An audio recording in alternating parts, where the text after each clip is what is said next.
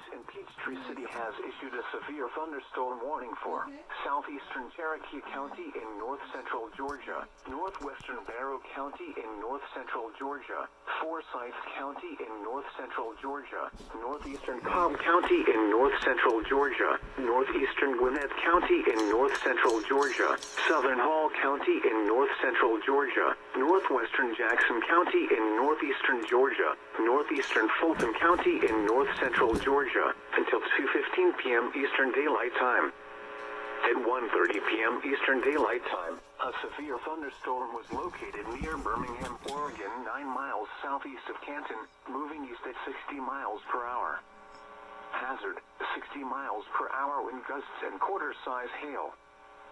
Source, radar indicated. Impact, hail damage to vehicles is expected. Expect wind damage to roofs, siding, and trees.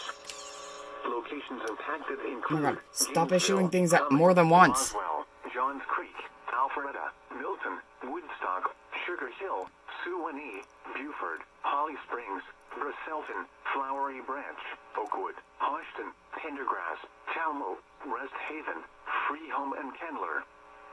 For your protection, move to an interior room on the lowest floor of a building.